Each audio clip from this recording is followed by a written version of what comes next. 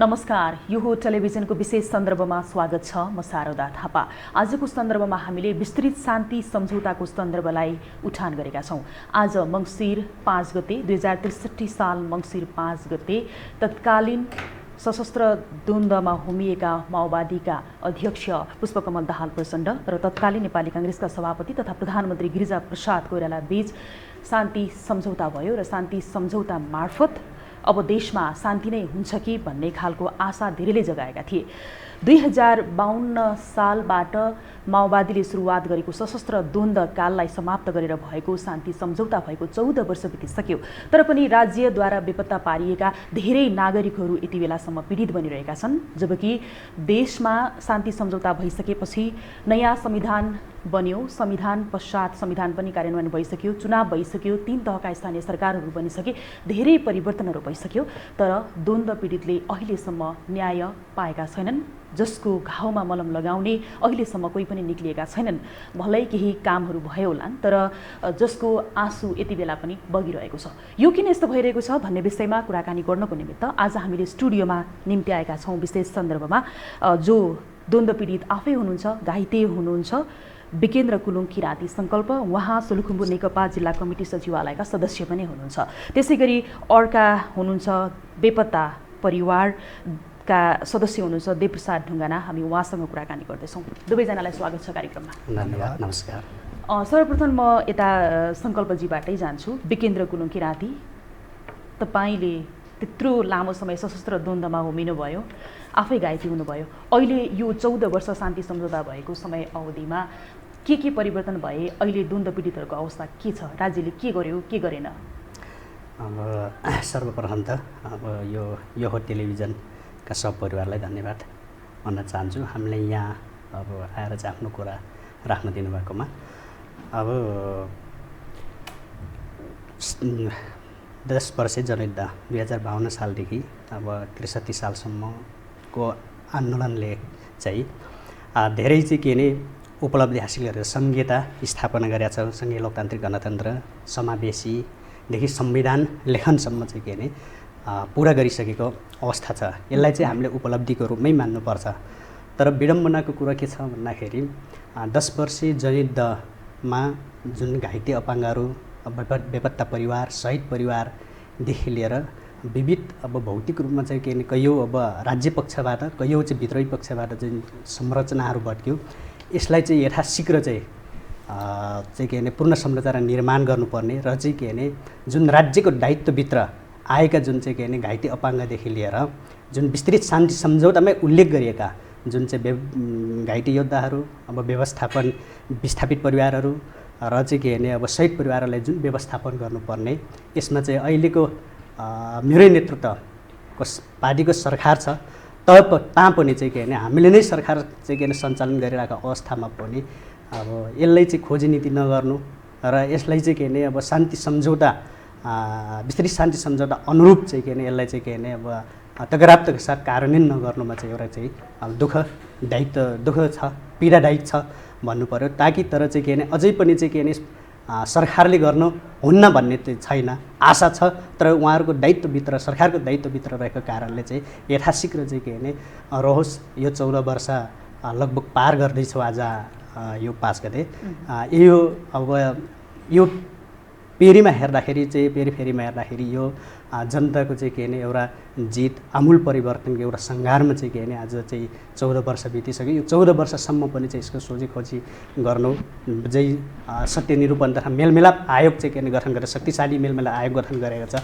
यसले पनि चाहिँ तगरबतका काम चाहिँ नगर्नु र यसले चाहिँ यसको विषयमा हामी फेरि जान्छौँ। तपाईँ आफै पीडित र तपाईँ आफै घाइते भएको कारणले गर्दाखेरि सर्वप्रथम तपाईँलाई कस्तो छ?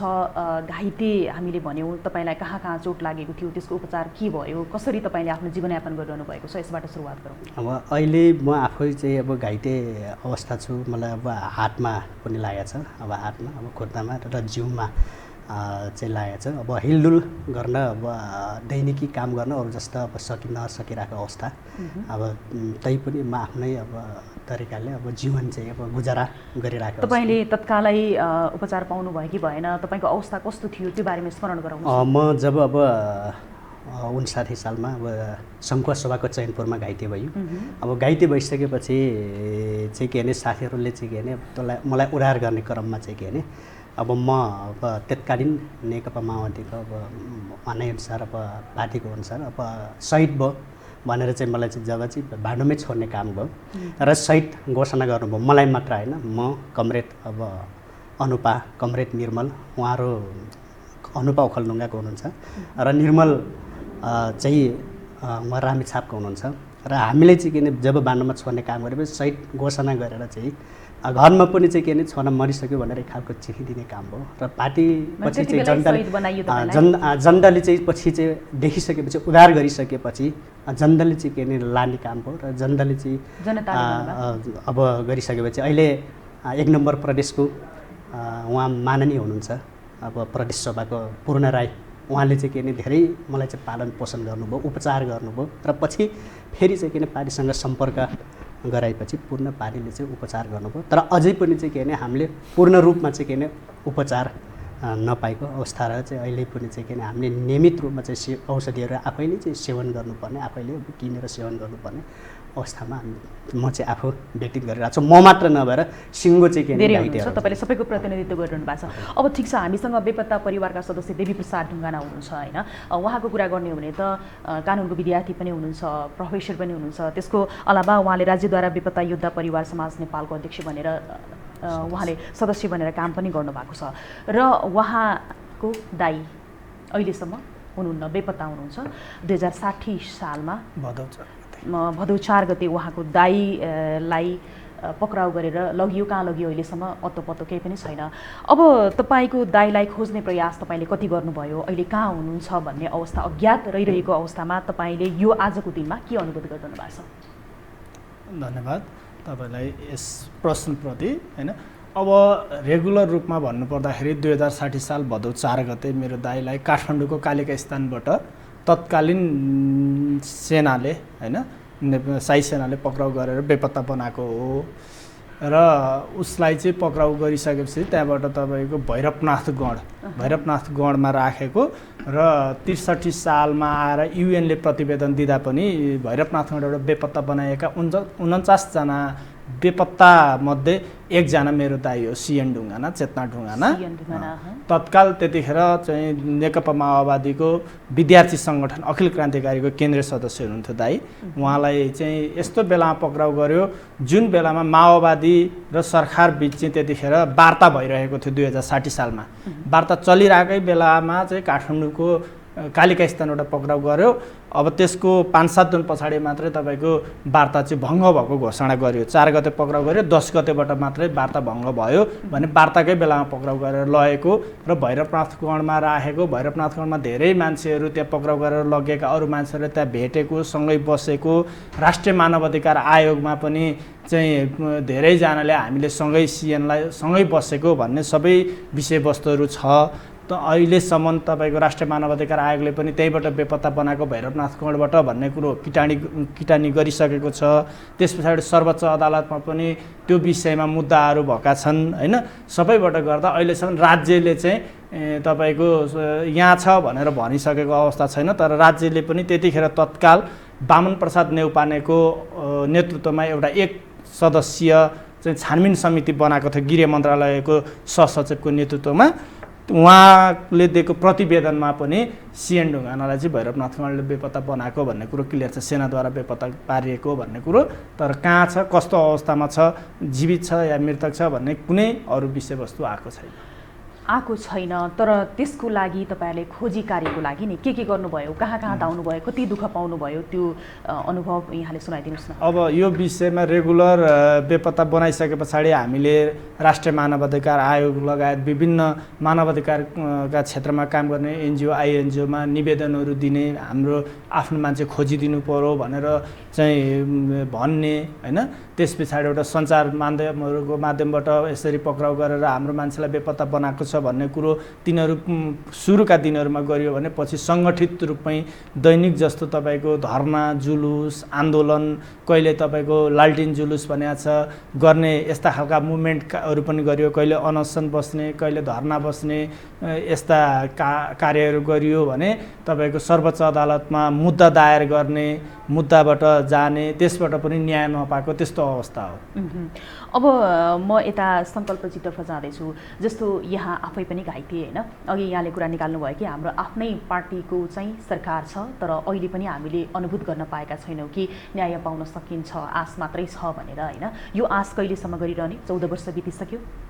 अब मैले आफ्नै पार्टीको सरकार छ किन भन्ने र न्याय किन पाइनँ भन्दाखेरि जब मेरै पार्टीको भरे मेरै नेतृत्वको पार्टीको सरकार छ र अहिले हामीले सँगै सहकारी गरेको र उहाँहरूकै कमानमा चाहिँ लडेको रामबहादुर थापा बादल चाहिँ उहाँ गृहमन्त्री हुनुहुन्छ र उहाँकै पालामा हाम्रो केही घाइते अपाङ्ग साथीहरूले चाहिँ जीवन निर्वाह भत्ता बापत 6200 मासिक चाहिँ के औषधि उपचारको रूपमा चाहिँ के उहाँहरूले पाइराख्नु भएको थियो। तर अहिले त्यहीसम्म 6200 त्योसम्म चाहिँ के अहिलेको जुन चाहिँ हाम्रो चाहिँ रामबहादुर थापा गृहमन्त्रीको चाहिँ के नेतृत्वको मन्त्रालयले चाहिँ त्यसलाई पनि काट्ने काम गयो र चाहिँ जब चाहिँ के एउटा चाहिँ के विस्तृत शान्ति सम्झौता जुन कार्यदलले चाहिँ हिजो चाहिँ के पहिलो कार्यदल दोस्रो र चौथो कार्यदलले सम्म चाहिँ के त्यसलाई चाहिँ के एउटा चाहिँ सबैको नाम कलेक्सन गरेको चिजलाई पनि चाहिँ के त्यसलाई पनि चाहिँ एउटा अब काट्ने जुन काम गर्यो ती हिसाबमा मैले चाहिँ के हामीलाई न्याय भन्दा पनि चाहिँ के अन्याय गरिएको छ र अहिले हाम्रो प्रोसेस कहाँसम्म के भइरहेछ भन्दाखेरि हामीले आफ्नै सरकार हुँदाखेरि पनि चाहिँ के आफ्नै चाहिँ सबै मन्त्रालय हुँदाखेरि पनि चाहिँ के हामीले जिल्लामा चाहिँ के ज्ञापन पत्र बुझाउनु पर्ने, मन्त्रालय चाहिँ के डाउनु पर्ने यो परिस्थिति चाहिँ के विडम्बनाको यो परिस्थिति उत्पन्न भइरहेछ।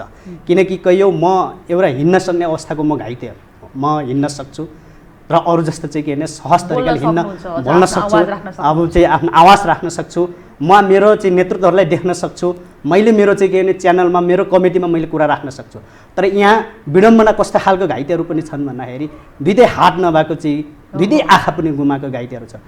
यो चाहिँ के व्यक्तिगत केवल कसै व्यक्तिको लागि होइन, यो एउटा राज्य व्यवस्था सिङ्गो राज्य व्यवस्था परिवर्तनको लागि र चाहिँ आमूल परिवर्तनका लागि देशको लागि चाहिँ के उहाँहरूले चाहिँ के आफ्नो चाहिँ के ज्यान आहुति दिनुभयो, कहियोले चाहिँ अङ्गभङ्ग भयो भनिसकेपछि हिजो उहाँहरूले चाहिँ जब निर्देशन दिनुभयो त्यही निर्देशन मुताबिक लड्यो। एउटा चाहिँ पार्टीको चाहिँ के नीतिमा चाहिँ त्यागेर लड्योस्, चाहिँ पार्टीले निर्देशन दिएको कार्यान्वयन गर्दाखेरि अङ्गभङ्ग हुन पुग्यो। तर अहिलेको अवस्थामा चाहिँ के त्यही हामी राज्यबाट पार्टीबाट चाहिँ के त्यो खालको चाहिँ के बिहोर्नु पर्ने उहाँहरूकै दैलो चार्नु पर्ने अवस्थाले गर्दाखेरि चाहिँ मैले त्यो मानेमा चाहिँ एउटा कुरा भन्नुभयो नि, जस्तो गृहमन्त्री रामबहादुर थापा बादल जसले भत्ता समेत काट्नुभयो भनेर होइन, किन काट्नुभएको त्यसको कारण छ कि छैन? अब हामीले धेरै चाहिँ के उहाँसँग भेटघाट गर्ने कोसिस पनि गर्यो र कयौँ काट्दाखेरि चाहिँ भेट त भयो, तर चाहिँ उहाँले चाहिँ के कारणले काट्नुभयो यो कारणले काटिया छैन भन्ने कुरो म हेर्छु फेरि गर्छु भन्ने कुरो चाहिँ के उहाँले गर्नुभएको छ। तर अहिलेसम्म चाहिँ उहाँले कोभिडको कुराहरू हो, देश विश्व नै महामारीमा छ, यी कुराले चाहिँ हामीले भेट गर्न सकेका छैन। तर हामी अहिले चाहिँ के टोटलिङ गरेर चाहिँ के सबै चाहिँ घाइतेहरूको चाहिँ के विवरणहरू बुझाएको छौँ।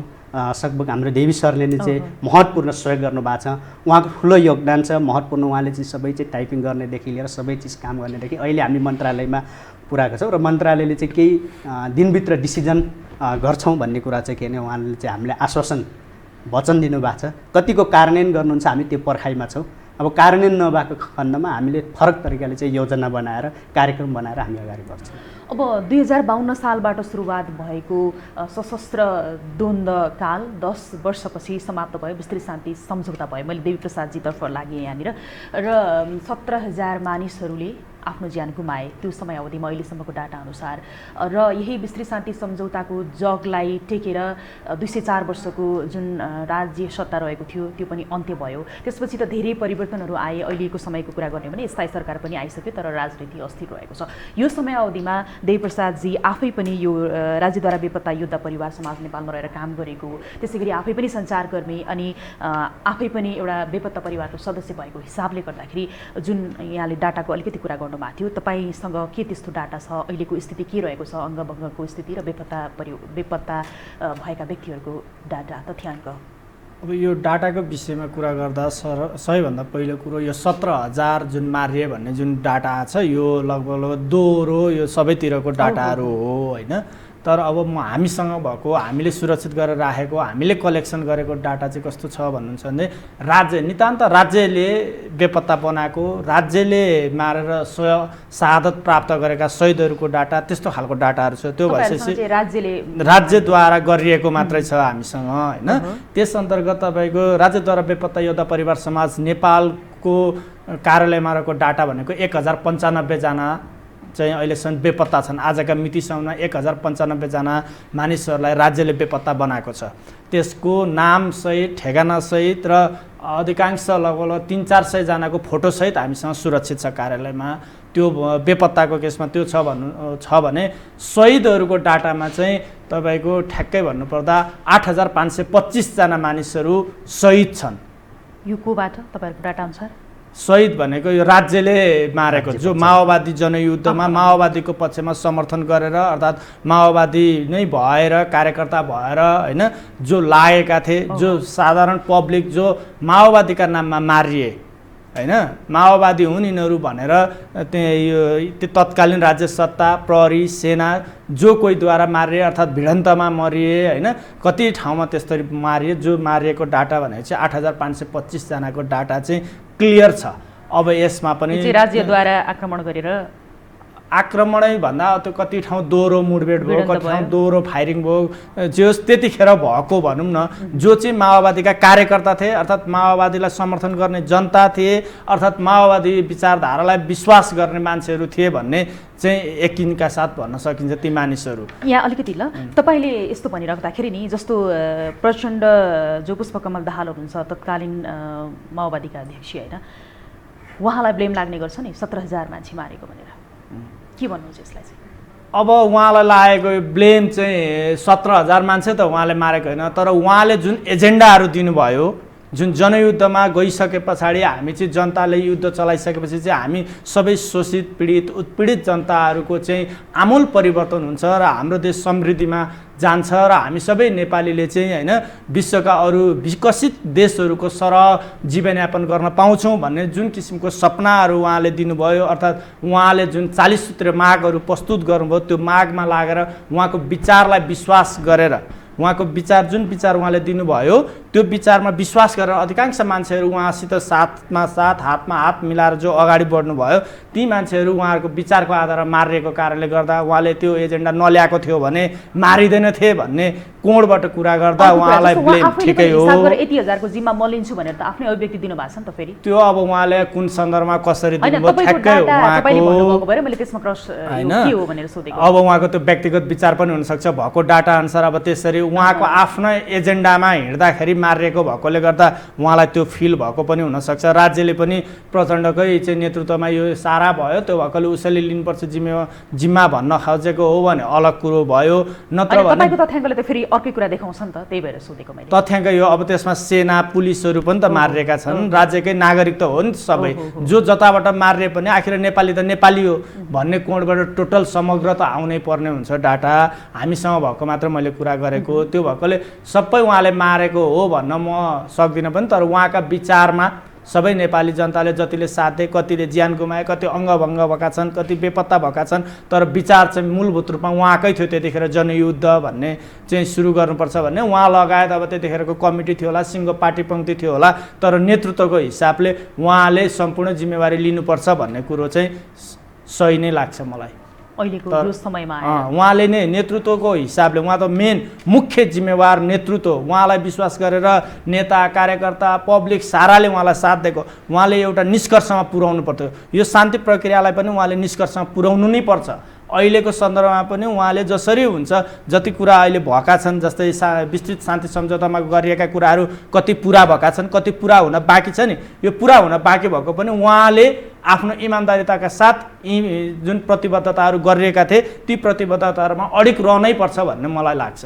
अब छ नि 12 बुँदे जको आधारमा भएको जुन शान्ति सम्झौता छ नि, अब त्यो बेलामा जति बेला द्वन्द्वकालमा नेतृत्व गरेर हिँड्नुभयो पुष्पकमल दाहाल प्रचण्ड जो त्यति बेला तत्कालीन माओवादीको अध्यक्ष हुनुहुन्थ्यो, त्यसै गरी डाक्टर बाबुराम भट्टराई हुनुहुन्थ्यो, उहाँहरू दुवैजना देशको प्रधानमन्त्री बनेर देशलाई हाँकिसक्नुभयो। त्यो समय अवधिमा उहाँहरूले यो विषयलाई किन त्यसरी चाहिँ उहाँहरूले सम्हाल्न सक्नु भएन, के लाग्छ सङ्कल्पजी? अब उहाँलाई सम्पूर्ण कुरा आफूले देखेको सबै कुराहरू भोगेको थाहा छ नि त। अब उहाँहरू दुवैजना चाहिँ के भने अब पार्टीका अध्यक्ष प्रचण्ड र चाहिँ के भने अब वरिष्ठ नेता डाक्टर बाबुराम भट्टराई दुवैजना चाहिँ उहाँहरू प्रधानमन्त्री पनि हुनुभयो, यो कार्यान्वयन गर्ने ठाउँमा पनि हुनुभयो। अब तर किन कार्यान्वयन गर्न सक्नु भएन, अब केले चाहिँ व्यवधान गर्यो, केले चाहिँ अवरोध गर्यो भन्ने कुरोमा पनि हामी पनि त्यो पनि खोजीमा छौँ। हामी उहाँहरू हिजो उहाँहरूकै नेतृत्वमा चाहिँ के भने यत्रो शहीद भयो, बेपत्ता भयो, घाइते भयो भनिसकेपछि उहाँहरू आमूल परिवर्तनको लागि चाहिँ के भने देश सिङ्गो परिवर्तनको लागि, राष्ट्र परिवर्तनको लागि चाहिँ के भने यत्रो चाहिँ के भने चाहिँ आम चाहिँ जनताहरू आम चाहिँ के अरे कार्यकर्ताहरू चाहिँ के भने मर्न र मार्नको लागि चाहिँ उहाँहरू तयार हुनुभयो। तर चाहिँ के भने जब चाहिँ के भने एउटा शान्ति विस्तृत शान्ति सम्झौताले चाहिँ के भने शान्ति 12 बुँदे समझदारीमा चाहिँ भएको सम्झौतालाई चाहिँ के भने कार्यान्वयन गर्नका लागि पनि चाहिँ के भने उहाँहरूले किन हिचकिचाउनु भयो र किन गर्न सक्नु भएन, हाम्रो प्रश्न पनि त्यही नै। अहिले पनि हामी त्यसकै खोजीमा छौँ, किन गर्न सक्नु भएन भन्ने। र अब यसो अब हामीले पनि सबै कुरो थाहा हुने कुरो त भएन, तर चाहिँ के छ भन्दाखेरि अब यसमा पनि चाहिँ के भने कार्यान्वयन नगर्ने कुराहरू, कार्यान्वयन गर्न नलिने कुरा तत्त्वहरू चाहिँ फरक चाहिँ के भने चाहिँ पार्टीकाहरूले पनि चाहिँ के भने अवरोध सिर्जना गर्यो भन्ने कुरो सरल एउटा प्रश्न। तर त्यो प्रश्नले मात्र पुग्दैन, त्यो उत्तरले मात्र पुग्दैन हामीलाई। अब अहिले चाहिँ के भने दायित्व त हो सरकारको दायित्व, तर त्यस कारणले चाहिँ के भने अहिले पनि त्यो दायित्व चाहिँ पुरा गर्नुपर्छ। अब अघि तपाईँले जिम्मेको कुरा गर्नुभयो, अब चाहिँ के भने प्रचण्डले मात्र जिम्मा लिएर हुने कुरो त होइन, राष्ट्रले जिम्मा लिने कुरो हो नि। एउटा शान्ति सम्झौता भइसकेपछि अब राष्ट्रले चाहिँ जिम्मा लिने कुरो हो, त्यस कारणले राज्यले जिम्मा लिने कुरो हो। त्यस कारणले अहिले राज्यमा को छ भने हाम्रो पार्टी छ, हाम्रै पार्टी सरकारमा छ, त्यस कारण तपाईँहरूले लिनु पऱ्यो गर्नु पऱ्यो भन्ने कुरो नै हाम्रो। भनेपछि कारणै थाहा छैन किन भन्ने कुरा त्यही हामी अन्यलमा छ। अब किन गर्न सक्नु भएन, के कारणले रोकियो, किन चाहिँ भयो भन्ने कुरा हामी पनि त्यही उत्तरमै चाहिँ के भने हामी पनि चाहिँ त्यही खोजीमै अहिले हामीले लाग्यो। देवप्रसादजी छ नि यो द्वन्द्व पीडितहरूको लागि घाइतेहरूको लागि भनेर राष्ट्रिय सञ्जालहरू धेरै आयोगहरू पनि गठन भए, यी आयोगहरूले काम के गरेका छन्? अब यो आयोगहरू गठन भन्दा पनि तपाईँको विस्तृत शान्ति सम्झौतामै चाहिँ सत्यनिरूपण तथा मेलमिलाप आयोग, बेपत्ता छानबिन आयोग गठन गर्ने भन्ने कुरो उल्लेख भएको थियो, जस अन्तर्गत 60 दिन के अरे तपाईँको 6 महिनाभित्रमा आयोगहरू गठन गरिसक्ने र पीडितलाई न्याय दिने भन्ने खालको त्यतिखेर समावेश गरिएको थियो। तर त्यो ठ्याक्कै 6 महिना त होइन, 9 वर्ष पछाडि आएर आयोगको गठन भएको देखिन्छ। त्यसमा पनि तपाईँको त्यो उच्च स्तरीय छानबिन आयोग त्यो देखिँदैन, मिसाएर ल्याएको छ, एउटै ऐनभित्र राखेर तपाईँको 2टा आयोगहरू गठन गरेको छ। उसले अहिलेसम्म गरेको काम बाहिर देखिँदाखेरि मिडियामा देखिँदा के देखिन्छ भने डेटाहरू चाहिँ सङ्कलन गरिराखेको, उजुरीहरू दर्ता गरिराखेको भन्ने देखिन्छ, ठ्याक्कै रिजल्ट देखेको छैन। रिजल्ट अहिलेसम्म आयोगहरूबाट केही पनि आएको छैन र यो आयोगहरूबाट रिजल्ट आउँछ भन्ने विश्वस्त पनि हुन सकिएको छैन। किन भन्दाखेरि उसले बारम्बार भनिरहेको छ कानुनी अडचनहरू छन्, कानुन चाहिँ पर्याप्त मात्रामा छैन, बेपत्ता छानबिन गर्नलाई, सत्य निरूपण मेलमिलाप गराउनको लागि चाहिँ कानुनहरू राम्रो मजबुत छैन भन्ने कुरो उसले उठाइरहेको छ।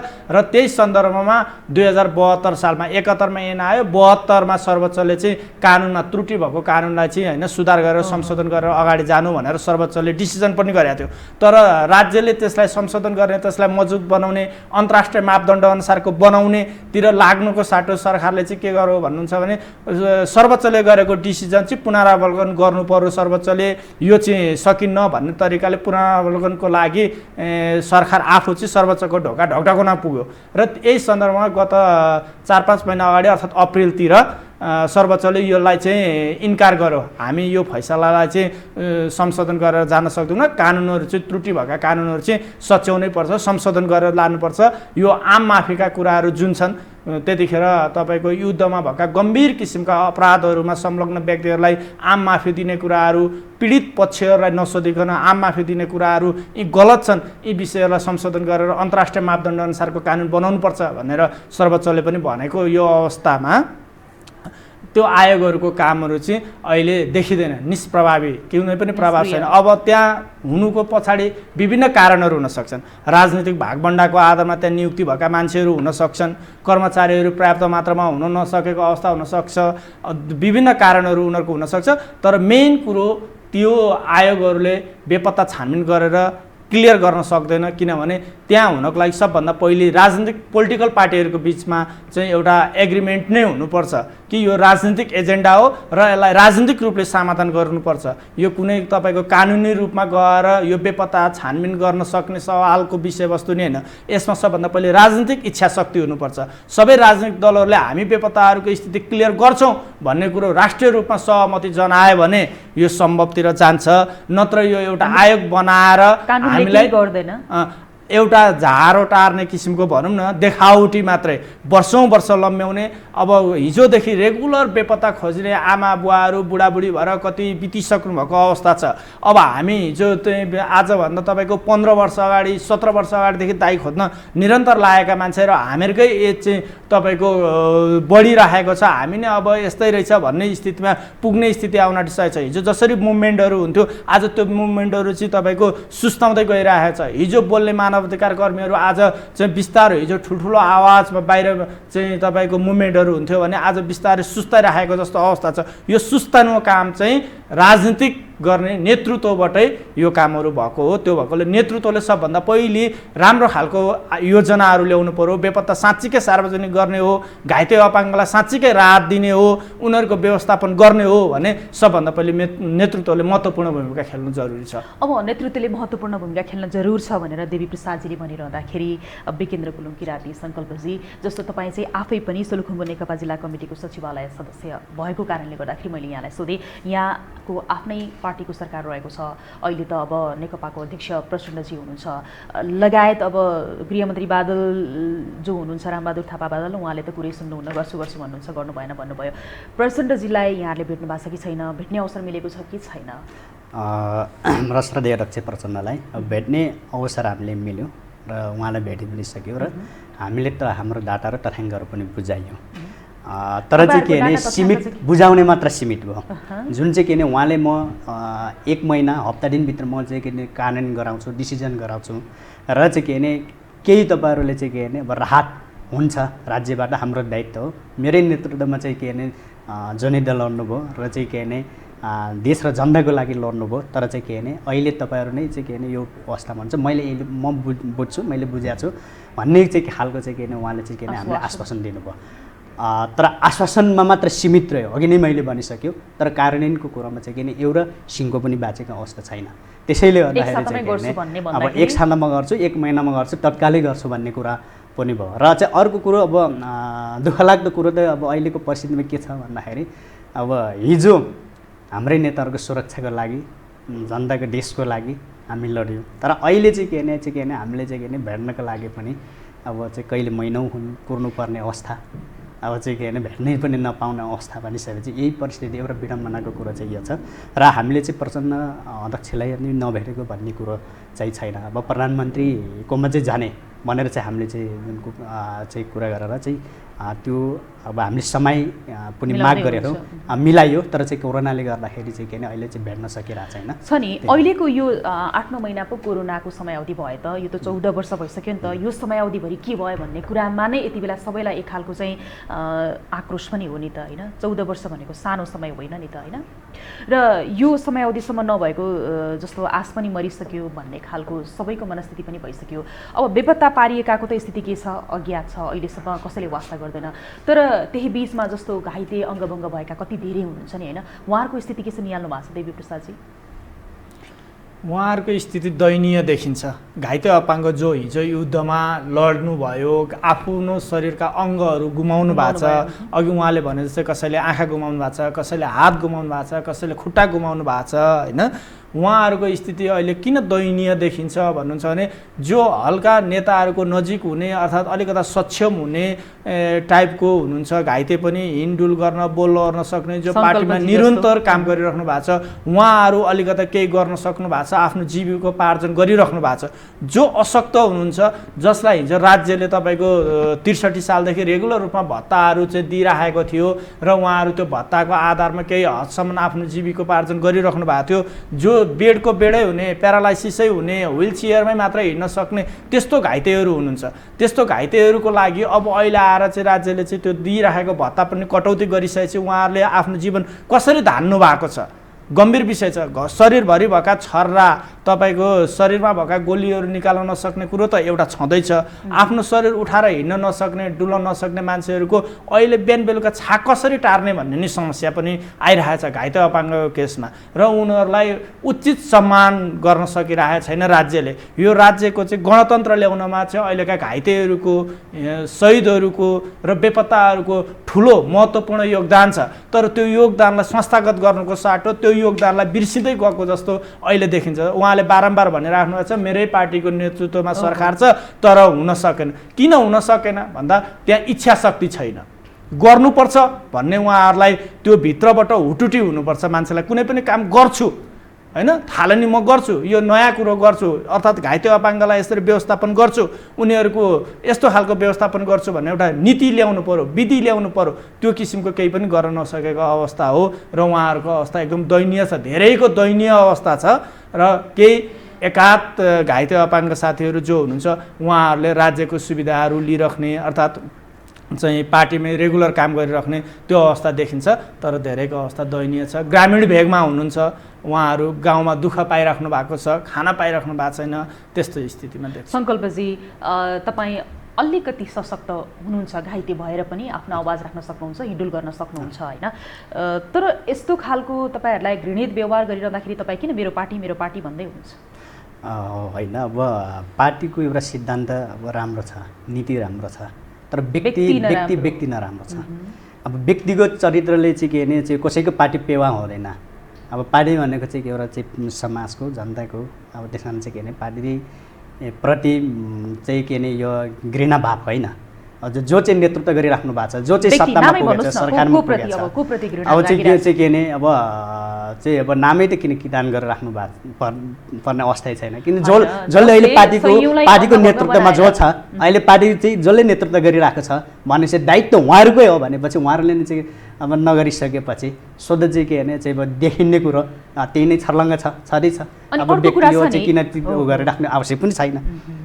अर्को कुरा चाहिँ जस्तो सुनिएका कुरा हुने, यो सायद सत्य हो या होइन तपाईँहरू आफैलाई पनि थाहा होला, यो जुन छानबिन समितिहरू छ, आयोगहरू रहेको छ, बेपत्ता छानबिन समिति, सत्यनिर्पण तथा मेलमिलाप आयोगहरू, यी ठाउँमा चाहिँ सही आवाज नपुगेको भन्ने कुरा पनि आएको छ। यो होला त सही आवाज कसैले पनि त्यहाँसम्म गएर चाहिँ म पीडित हुँ भन्न नसकेको कारणले पनि यस्तो भएको भन्ने कुरा पनि छ।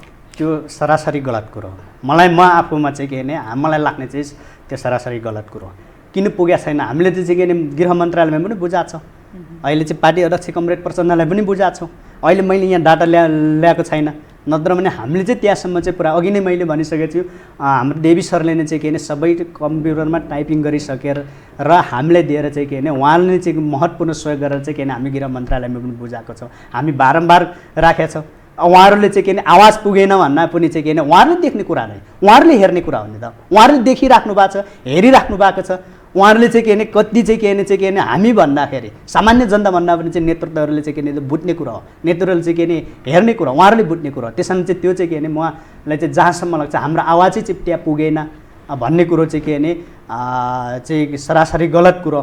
तर चाहिँ के छ भन्दाखेरि अघि सरले भने जस्तै कोही चाहिँ के भने त्यहाँ नेतृत्वमा पुगेका जुन चाहिँ के भने अब चाहिँ आयोगमा पुगेकाहरू चाहिँ कुनै चाहिँ व्यक्तिगत स्वार्थ लाभको कुरा चाहिँ हुन सक्ला, कसैले चाहिँ त्यो लिएको अवस्था पनि हुनसक्छ, त्यसले पनि चाहिँ गर्ने अलिकति यसलाई चाहिँ के भने अब छायामा परेको चाहिँ हुन सक्ला।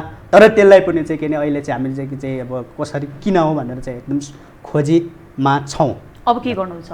अब जस्तो आज 14 वर्ष पुगिसक्यो होइन, यो विस्तृत शान्ति सम्झौता भएको केही पनि माखो मरेको छैन भने अब के गर्न सकिन्छ? हिजो हामी देश र जनताको लागि चाहिँ मर्न तयार भएको, आफ्नो चाहिँ के भने म सिङ्गम चाहिँ म मर्छु, शहीद चाहिँ सँगै छेउमा चाहिँ भएको शहीद चाहिँ के भने सँगै लडिराख्दाखेरि चाहिँ मर्नुभयो। त्यतिखेर चाहिँ के भने हामीले जीवन र मृत्युलाई चाहिँ स्वीकारेको मान्छे। अहिले चाहिँ के भने हाम्रो अधिकारको निम्ति राज्यले दिएको अधिकारको राज्यको दायित्वभित्रको निम्ति चाहिँ कसैले चाहिँ के भने त्यसलाई चाहिँ कार्यान्वयन गर्दैन, हाम्रो चाहिँ के भने चाहिँ व्यवस्थापन गर्दैन भने हामी चाहिँ के गर्नुपर्ने, आन्दोलन गर्नुपर्ने, जे गर्नुपर्ने हामीले चाहिँ के भने त्यो अहिले चाहिँ के भने म भन्न यो गर्छौँ चाहिँ म भन्नु, किन भन्दाखेरि हामीले चाहिँ अहिले समय दिएको छ। समय यदि समयभित्र सीमाभित्र चाहिँ के भने नेतृत्वले गरेन भने त्यतिखेरको अवस्थामा त्यसले चाहिँ विकराल चाहिँ समस्या उत्पन्न गराउँछ। आन्दोलनको कुरा गर्नुभयो नि, हामी गर्छौँ आन्दोलन। केही परिवारले त आन्दोलन गरे तर ज्यानै गुमाउनु पर्यो नि फेरि होइन। अब अहिले चाहिँ के भने अब जस्तै चाहिँ के भने अब राज्यबाट चाहिँ के भने तपाईँको चाहिँ के भने जुन क्यान्टोनमेन्टमा राखेको कुरा अयोग्य ठहरेका कुराहरू चाहिँ जनमुक्ति सेनाहरू लगायत चाहिँ के भने त्यहाँबाट चाहिँ के भने पार्टीले चाहिँ बाहिर निकालेर चाहिँ के भने केही अब राखेका जनमुक्ति सेनाहरू जस्तै अघि सरले कुरा गर्नुभयो, अब जस्तै 2 लाख रुपियाँ दिने भनेर चाहिँ जुन सरकारले निर्णय गर्नुभयो तर अदालतले चाहिँ रोकिदिनु भयो। ती कुराहरूले गर्दा चाहिँ के भने बाल सेनाको कुराहरू छन्, त्यसैले त्यो उहाँहरूले चाहिँ के भने अब आन्दोलन गरिराख्नु भएको छ। र अहिले चाहिँ हिजो चाहिँ के भयो भन्दाखेरि अलिकति चाहिँ के भने हामी एउटै सिद्धान्त एउटै चाहिँ के भने उसमा चाहिँ विचार रहेर नै हामी चाहिँ एकै ठाउँमै रह्यो, तर चाहिँ के भने अलिकति अयोग्यहरूले अब आफ्नै चाहिँ के भने अब अलिकति फरक तरिकाले गऱ्यौँ, घाइतेहरूले चाहिँ अलिक फरक तरिकाले गऱ्यौँ, बेपत्ता लगायत। तर अहिले चाहिँ हामी के छौँ भन्दा एउटै चाहिँ गोलबन्द भएर एक ठाउँमा चाहिँ एकीकृत भएर चाहिँ के भने हामीले जहाँ चाहिँ के भने नेतृत्वहरूलाई सम्झाउनु पर्ने, बुझाउनु पर्ने, हाम्रो चाहिँ ढाँटाहरू बुझाउनु पर्ने, त्यसलाई कार्यान्वयन गराउनको लागि चाहिँ के भने तगरबता देखाउनको लागि चाहिँ हामी सँगै जानुपर्छ भनेर चाहिँ अहिले चाहिँ हामी अब सँगै गइरहेका छौँ र केही अब महिनाभित्र रिजल्ट आउँछ भन्ने कुरोमा चाहिँ हामी आशा छौँ। अब यो चाहिँ आन्दोलन गर्ने कुरो चाहिँ तपाईँको चाहिँ के भने यदि कार्यान्वयन नगरेको भने विकल्प त्यही नै, विकल्प नरोज्नु पर्यो। जस्तो विकल्पकै रूपमा अहिले फेरि अर्को एउटा पक्ष चाहिँ आएको भनेर जुन भनिन्छ नि विप्लव नेतृत्वको समूहलाई, यसलाई चाहिँ के भन्नुहुन्छ? अब विप्लव नेतृत्वको अब चाहिँ के भने अब हाम्रो नेतै हुनुहुन्थ्यो उहाँ। अब उहाँ अहिले चाहिँ अब एकीकृत जनक्रान्तिको कुरा गर्नुभयो, चाहिँ के भने उहाँले यो कुरा राख्नु भएको सही हुनसक्ला, तर चाहिँ अहिले नै चाहिँ के भने कोही अवस्थामा चाहिँ के भने हतियार बोकेर चाहिँ के भने हिजोको जस्तै युद्ध लड्छु जनयुद्ध गर्छु भन्ने चाहिँ के भने अलिक परिकल्पना नगर्न हुन्छ। अहिलेको अवस्थामा चाहिँ अब हामीले चाहिँ के भने शान्तिपूर्ण आन्दोलन हाम्रो अब चाहिँ के भने हिजो हामीले चाहिँ एक चरण सिद्ध्यायो। जस्तै अघि नै मैले भन्यो जिल्ला प्रशासनमा चाहिँ के भने ध्यान आकर्षण पत्र, ज्ञापन पत्र बुझाउने, अनि त्यसपछि चाहिँ के भने अब प्रदेशमा बुझाउने र मन्त्रालयमा चाहिँ बुझाउने काम गरियो। अब चाहिँ के भने अब त्यसले चाहिँ केही रिजल्ट निस्किन्छ भन्ने आशामा छौँ। अब त्यसले रिजल्ट निस्किएन भने त्यसपछि हामी बैठक बसेर तय गर्छौँ। देवी प्रसादजी, द्वन्द्व पीडितले न्याय पाउनको लागि अब के गर्नुपर्छ, कस्तो कदम चाल्नुपर्छ? अब यसको त द्वन्द्व पीडितले न्याय पाउन के गर्नुपर्छ भन्ने कुरोमा यसका 2टा पाटा हुन्छन्।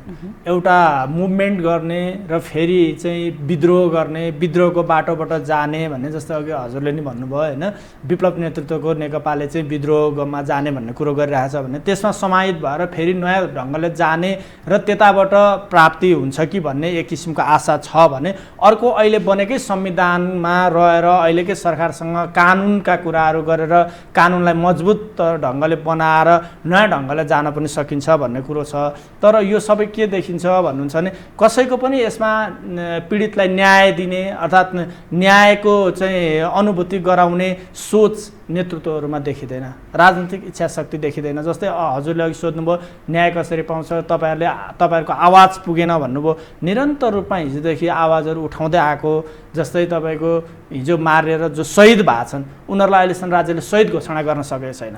तपाईँले 2 चोटि चाहिँ आफ्नै चाहिँ नेकपा माओवादीको तर्फबाट प्रधानमन्त्री भयो यो देशमा, तर शहीद घोषणा गर्न सकेन भन्ने कुरो आइराखेको छ। शहीद घोषणा गर्न यत्रो वर्ष बितिसक्यो, 14 वर्ष बितिसक्यो, मारेका मान्छेहरू यकिन भएका मान्छेहरूलाई अहिलेसम्म राहत दिँदा पनि मृतकको नामबाट दिइरहेको छ, शहीद भनेर भन्न सकेको अवस्था छैन।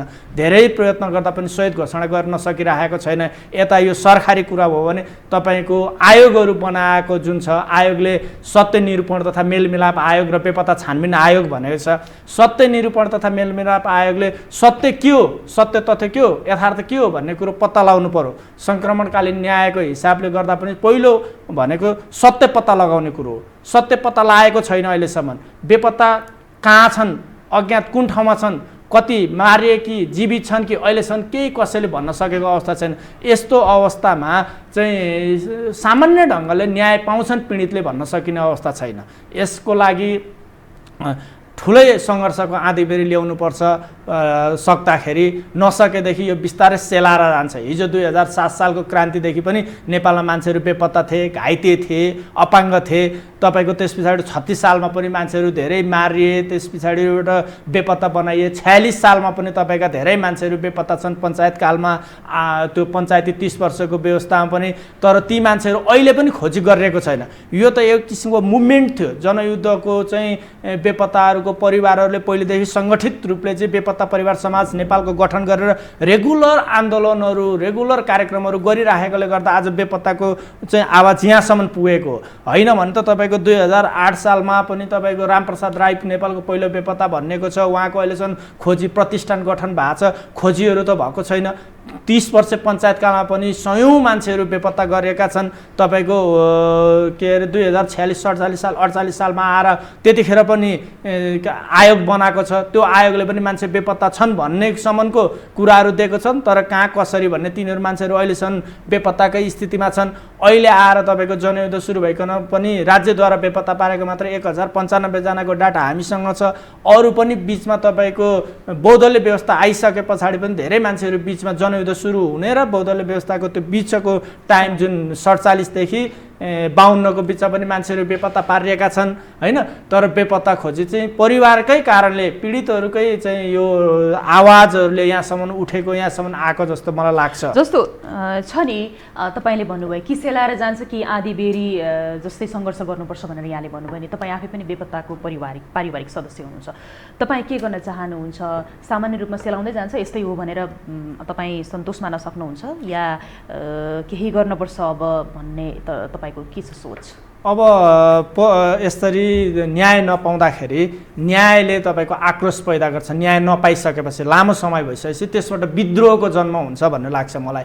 र म मात्रै होइन, धेरै शहीद परिवार, बेपत्ता परिवार, घाइतेहरू चाहिँ जुरुमुरा आएर उठ्ने अवस्था आउँछ।